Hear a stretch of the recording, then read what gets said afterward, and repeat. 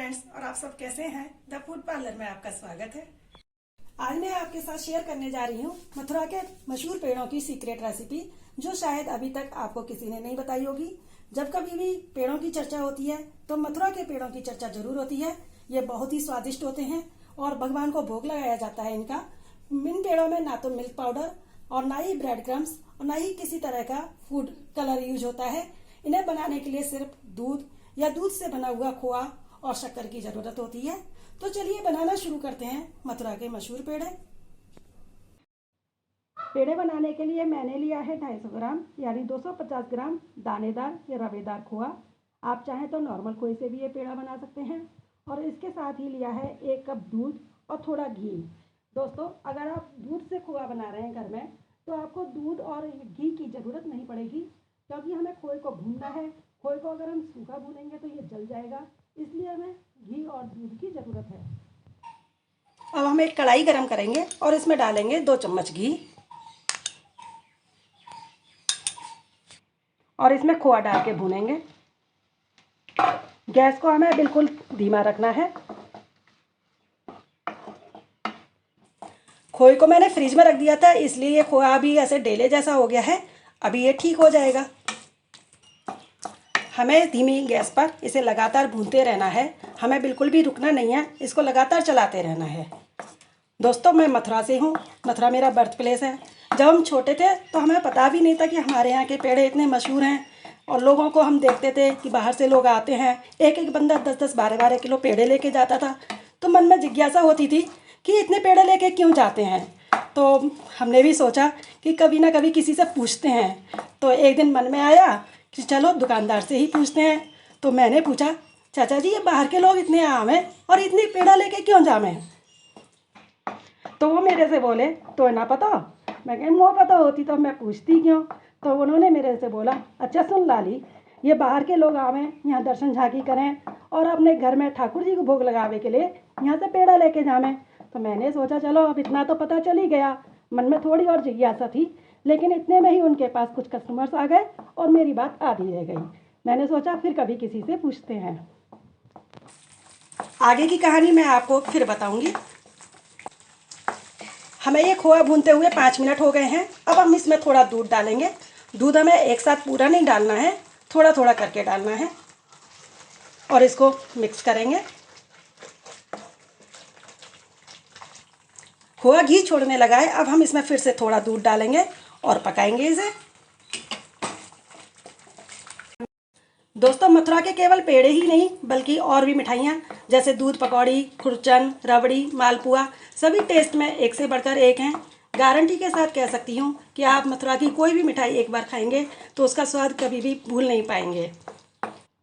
मैंने भी मथुरा आगरा की कुछ रेसिपीज अपने चैनल पर शेयर की हैं, जैसे दूध पकौड़ी, आलू भल्ला, मथुरा वृंदावन के मंदिरों में मिलने वाली खिचड़ी, मिंगी पाक। इन सब की रेसिपीज आपको मेरे चैनल पर मिल जाएगी और इन सब का लिंक डिस्क्रिप्शन बॉक्स में भी आपको मिल जाएगा। अगर आपको ब्रज क्षेत्र की रेसिपीज में इंटरेस्ट है तो मेरे चैनल को ज़रूर देखते रहें। अगर आपने अभी तक चैनल को सब्सक्राइब नहीं किया है तो मेरे चैनल को ज़रूर सब्सक्राइब करें और बेल आइकॉन प्रेस करना बिल्कुल ना भूलें, जिससे मेरे आने वाली वीडियोज़ की नोटिफिकेशन आपको तुरंत मिल सके। अब हम इसमें थोड़ा दूध और डालेंगे और इसे पकाएंगे। हमें खोए को लगातार चलाते रहना है, नहीं तो ये कढ़ाई में चिपक सकता है। और गैस को बिल्कुल धीमा ही रखना है। अगर आप घर में खोआ बना रहे हैं तो आप उसे स्टार्टिंग से ही धीमी गैस पर पकाएं, जिससे खोआ बनते बनते उसका कलर भी ब्राउन हो जाए।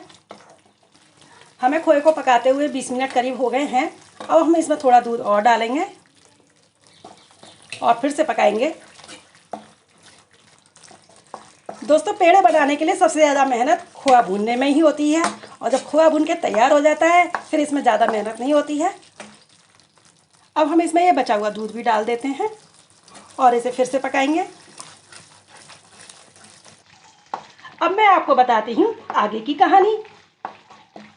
कभी आपने सोचा है पेड़े की शुरुआत कैसे हुई? तो ऐसा हुआ, यशोदा मैया ने एक बार दूध को उबालने रखा। कंडे की आंच होती थी पहले, उसी में ही जब खाना बनाने के बाद धीमी धीमी आंच होती है उसमें दूध उबालने रख दिया और फिर वो भूल गई। जब उनको याद आया कि मैंने दूध उबालने रखा है, तो उन्होंने देखा कि दूध तो पूरा पक चुका है और उसका कलर भी ब्राउन हो चुका है। फिर उन्होंने उसमें बूरा मिला दिया और छोटी छोटी गोलियां बना दी। वही गोलियां उन्होंने नंद बाबा और नंद लाला दोनों को खाने को भी दी। उन दोनों को सबको बहुत अच्छी लगी। तब से ये पेड़े की शुरुआत होने लगी और कृष्ण भगवान को इसका भोग लगने लगा। हमें खोए को भूनते हुए आधा घंटा करीब हो गया है। हम इसे थोड़ी देर और भूनेंगे। खोआ जितना ज़्यादा अच्छा भुनेगा पेड़े भी उतने ही ज़्यादा टेस्टी बनेंगे, लेकिन ध्यान रहे कि इसको बहुत ज़्यादा भी नहीं भूनना है। खोआ भूनते हुए हमें 40 मिनट करीब हो गए हैं। देखिए दोस्तों, खोआ हमारा बिल्कुल ब्राउन हो गया है। आप कभी मथुरा गए हों, वहाँ के पेड़े खाए हों तो आपने देखे होंगे कि वहाँ के पेड़े ऐसे ही ब्राउन कलर के ही होते हैं। अब हम गैस ऑफ कर देंगे और इसे थोड़ी देर ठंडा होने देंगे। खोआ हमारा ठंडा हो गया है। हमें पूरी तरह ठंडा नहीं करना है, इसे हल्का सा गर्म रहे, बहुत ज़्यादा ठंडा ना हो। और अब हम इसमें मिलाएंगे शक्कर। ये मैंने बूरा लिया है, थोड़ा सा बूरा डालेंगे। और ये है खाड़ या रवा, जिसे हम तगार कहते हैं, मथुरा में इसे खाड़ या रवा कहते हैं। थोड़ा ये डालेंगे और फ्लेवर के लिए डालेंगे इलायची। इलायची की मात्रा में इसमें ज़्यादा डाली जाती है, बहुत अच्छा फ्लेवर आता है। इलायची की बहुत ही अच्छी खुशबू होती है। अब हम इसे मिक्स कर लेंगे। हमें इसमें 50 ग्राम मीठा मिलाना है। बूरा और खांड दोनों मिला के कुल 50 ग्राम डालना है। मीठा आप अपने हिसाब से थोड़ा कम ज़्यादा भी कर सकते हैं। अब हम इसके पेड़े बना लेंगे। इस तरह इनके पेड़े बना लेंगे और इस तरह इसको हल्का सा प्रेस करेंगे और रखेंगे। अगर आपको ये थोड़ा सूखा सा लगे तो आप इसमें थोड़ा सा घी डाल सकते हैं। हल्का सा इसे प्रेस करेंगे। सेम प्रोसेस से हम सारे पेड़े तैयार कर लेंगे। इन पेड़ों की शेप हम ये नहीं कह सकते राउंड होती है या स्क्वायर में होती है।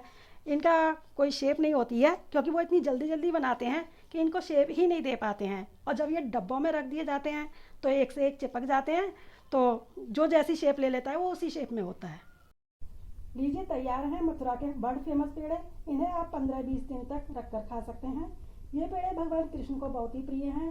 इन पेड़ों का ठाकुर जी को भोग लगाया जाता है और ये बिल्कुल शुद्ध खोए से बनाए जाते हैं। इन्हीं वजहों से मथुरा के पेड़े पूरे विश्व में प्रसिद्ध हैं। इन्हें बनाते समय बस कुछ बातों का ध्यान रखना है। पेड़े बनाने के लिए हमें दानेदार खोआ लें तो ज़्यादा अच्छा रहेगा। खोए को बिल्कुल धीमी आंच पर भूनें तो ये आपके पेड़े भी बहुत ही स्वादिष्ट बनेंगे। अगर इन टिप्स को फॉलो करते हुए पेड़ा बनाएंगे तो आपके पेड़े बहुत ही स्वादिष्ट बनेंगे। आप भी इन्हें बनाइए और ठाकुर जी को भोग लगाइए।